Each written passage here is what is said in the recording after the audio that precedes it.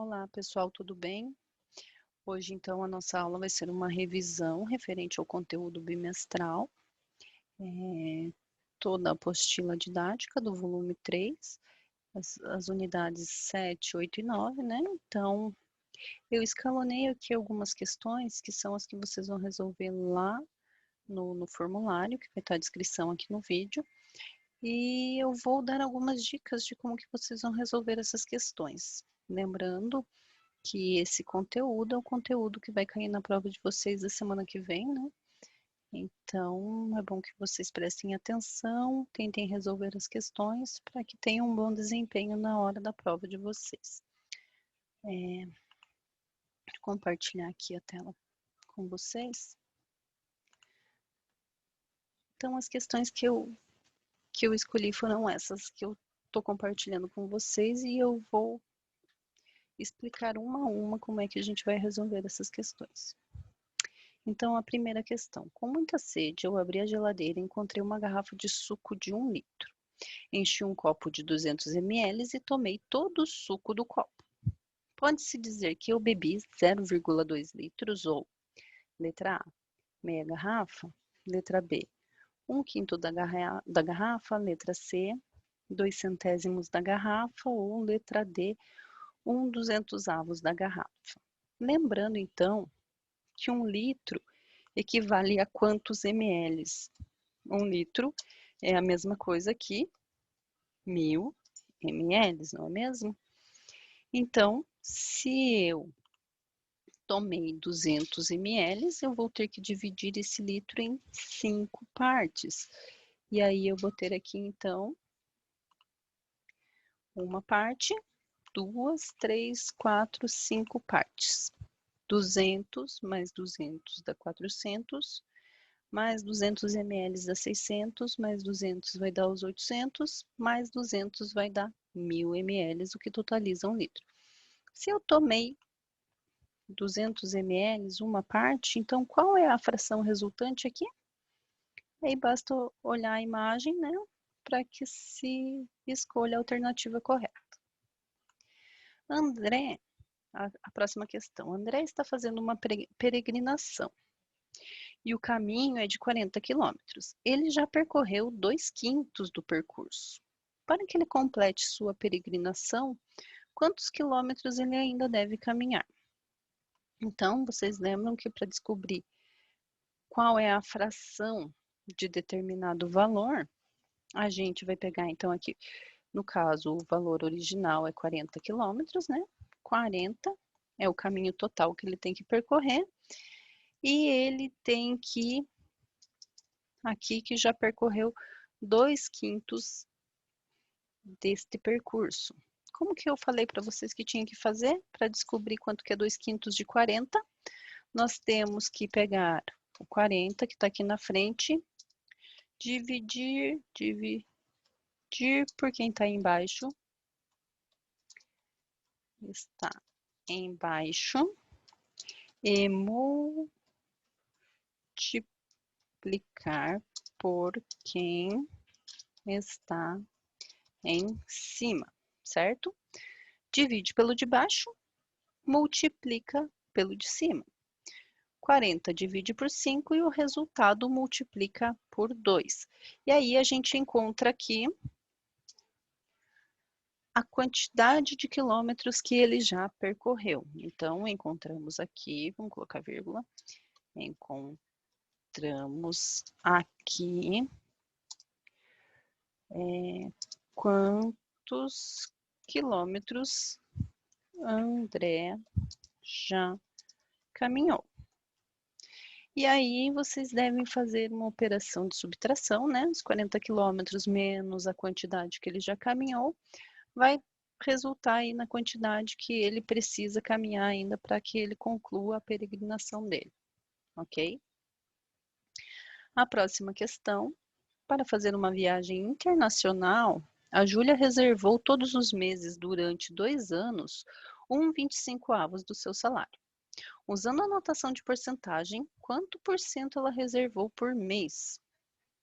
Então, se ela reservou 1/25 do seu salário, isso indica que Para que a gente descubra como eu escrevo esse número em porcentagem, primeiro eu preciso transformar essa fração 25avos em uma fração equivalente, e essa fração equivalente ela deve ser uma fração decimal.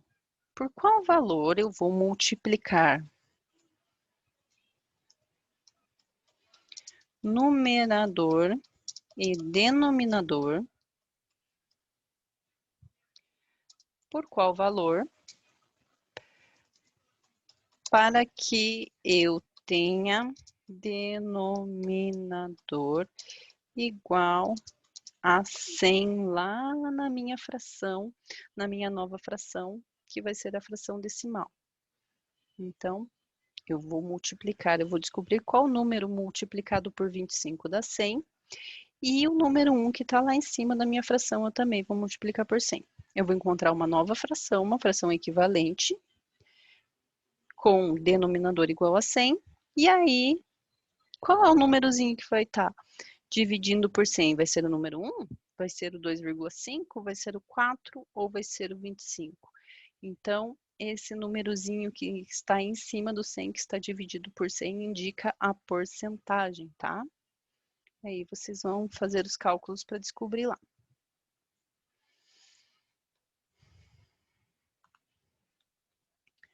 A próxima questão. Em época de pandemia, o trabalho remoto aumentou. Para isso, muitas empresas precisam disponibilizar equipamentos aos seus funcionários para que eles façam o home office. Ana, do setor de compras de uma multinacional, fez a cotação do valor de um notebook em 3 fornecedores diferentes, conforme a tabela a seguir. Então, o fornecedor A cobra o preço de R$ 5.443,20 por um notebook, já o fornecedor B, R$ 5.346,90 e o fornecedor C, R$ 5.404,90. E a pergunta é, qual a diferença entre o menor e o maior valor do equipamento? Aqui é uma questão muito fácil, né? Subtração, diferença, a gente sabe que é a subtração. E aí vai pegar o maior valor menos o menor e descobrir qual é o resultado. Para reduzir o consumo de açúcar do seu filho, Carla decidiu que uma barra de chocolate deve durar 2 semanas. Para isso, dividiu a barra em 2 partes iguais, uma parte para cada semana. E cada parte ainda é dividida em 7 outras, para que ele coma apenas um pedacinho por dia. A fração da barra de chocolate que o filho de Carla comerá por dia é 1/2, 1/7, 1/9 ou 1/14avos? Então, a gente pode desenhar aqui a barra de chocolate, né, do filho de Carla. Se ele vai comer isso aqui em 2 semanas, primeiro eu vou dividir aqui em um pedaço para cada semana. Então, a barra de chocolate que ela tinha em casa, eu dividi em 2. Um pedaço aqui de cima para a primeira semana, o outro pedaço para a segunda semana. Só que, cada uma dessas barras aqui, ele ainda tem que comer em 7 dias. Então, eu tenho que dividir aqui ainda em 7 partes, ok? Então, eu vou colocar aqui. Primeira, segunda, terceira, quarta, quinta, sexta e sétima parte. 1, 2, 3, 4, 5, 6, 7 partes. Se ele vai comer um pedacinho por dia, então a gente coloca lá, cor de chocolate aqui, vamos pintar um pedacinho, vamos preencher um pedacinho apenas. E aí, qual vai ser a fração? Uma parte de quanto? Uma parte de 2, uma de 7, uma de 9 ou uma de 14? Solange foi à loja de produtos naturais para comprar castanhas que estavam custando R$ 19,80 o quilo. Ela precisa de apenas 350 gramas para sua receita. Quanto ela deve pagar pelas 350 gramas de castanha? E eu tenho os valores aqui, 1,98, 3,50, 5,94 ou 6,93. Bom, a gente sabe que 1 quilo equivale a 1.000 gramas, né? A gente vai transformar em gramas aqui, porque ela vai levar só uma parte desse quilo, só as 350. Então, R$19,80 é o preço de 1 quilo, é um preço de 1.000 gramas, né? Qual é o valor que ela vai pagar pelas 350 gramas aqui da castanha?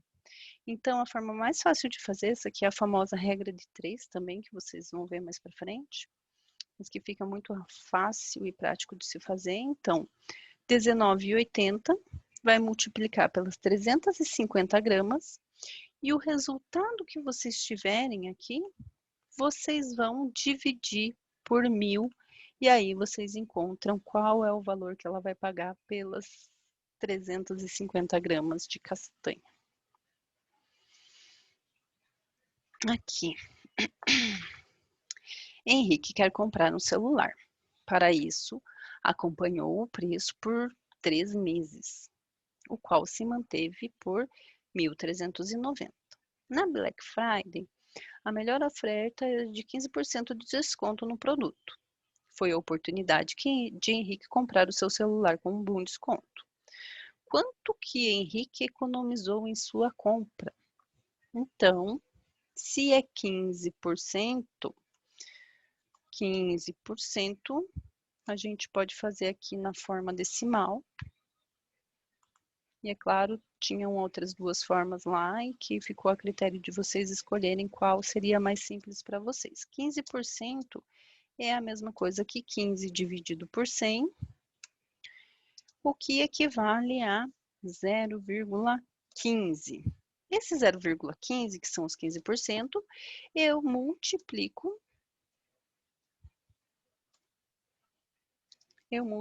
então pelo valor original lá do celular, que era R$1.390. Vou colocar vírgula 00 aqui, notação de real.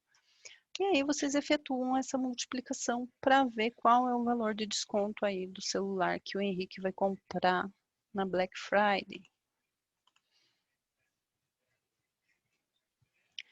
Próxima questão. Seu Francisco produz alface em sua horta para vender na feira. Certo dia ele conseguiu vender 3/5 do total de alface pela manhã e 1/4 delas no período da tarde. A fração que representa o total de alfaces que seu Francisco levou à feira e não conseguiu vender é de quanto? Então, primeiro a gente vai somar qual é a fração de alface que o seu Francisco vendeu durante todo o dia. Então, os 3/5 mais 1/4. Como que eu faço adição de frações? Para adicionar frações, eu tenho que ter denominadores iguais. Preciso ter, obrigatoriamente, denominadores iguais. Professora, como que eu vou conseguir obter denominadores iguais? Então, eu observo lá que os meus denominadores, nesse caso, são o 5 e o 4. E eu sei que na tabuada do 5 e do 4, o valor que aparece nas duas tabuadas, ou o mínimo múltiplo comum entre eles, vai ser o 20, né? Então, a primeira fração, aqui, 3/5, deixa eu colocar aqui, para ficar fácil. 3/5, eu vou multiplicar tanto o numerador quanto o denominador por quanto para ter 20 ali embaixo, no lugar do 5. 5 vezes 4 aqui dá 20, né? Então, tanto o numerador, 3 vezes 4, 12. E 4 vezes 5, 20. 12 vinte-avos aqui. Já para a segunda fração, 1/4, eu tenho que multiplicar por quanto para que eu tenha o 20 ali embaixo? 4 vezes 5 aqui dá 20, né? Então, o numerador, obrigatoriamente, eu tenho que multiplicar pelo 5 também. 1 vezes 5 dá 5. 5 vezes 4, ou 4 vezes 5 dá 20. Agora que as duas frações estão com denominadores iguais, fiz frações equivalentes de mesmo denominador. 12 mais 5 20avos aqui. Para somar, então, eu tenho que fazer o quê? Somar os valores que estão em cima no numerador e repetir o denominador. Nesse caso, 12 mais 5 vai dar 17. E o 20 que está embaixo, eu repito. Eu já sei a quantidade de alface que o seu Francisco vendeu num dia. Foram 17 20avos. Agora, eu vou pegar um inteiro, que é o total de alface que ele levou, toda a quantidade, menos os 17 sobre 20 aqui, que foi a fração que ele vendeu. De novo, para subtrair, a gente precisa de fração equivalente. Se aqui no 1 eu não tenho nenhuma fração, então eu posso escrever 1 sobre 1 menos os 17 sobre 20. Fração equivalente de novo. Eu preciso mexer só na primeira fração, multiplicando numerador e denominador de forma que eu tenha 20 embaixo. Tanto faz o número que vocês vão encontrar lá no numerador, mas o denominador tem que ser igual a 20. Multiplico a primeira fração. Opa, aqui não vai ter espaço, deixa eu voltar. Multiplico a primeira fração por quanto? Essa fração aqui, 1 sobre 1. Eu tenho que multiplicar por quanto para que eu tenha 20 lá embaixo. E aí, basta subtrair quem está em cima, repetir quem está embaixo e encontrar qual é o resultado, se é a letra A, B, C ou D, ok? Em um terreno retangular, essa é a última questão, comprei um terreno retangular de 4,3 metros de frente por 2,8 metros de lado. A área do terreno e o perímetro serão respectivamente quanto para calcular a área de retângulo. Qual era a fórmula? Então, para calcular a área de retângulo, comprimento vezes largura, né? Comprimento vezes largura. Pego o valor do comprimento, multiplico pela largura e eu encontro o resultado aqui em metros quadrados. Nem coloquei a unidade de medida aqui correspondente a cada um dos resultados. Para calcular perímetro, qual era a regra? Somar todos os lados do meu retângulo. Então, soma das medidas dos lados do retângulo. Lembrando que se o retângulo tem 4 lados, então eu tenho 4 valores aí para somar para encontrar o meu perímetro, né? É só efetuar, então, aqui a multiplicação no caso da área.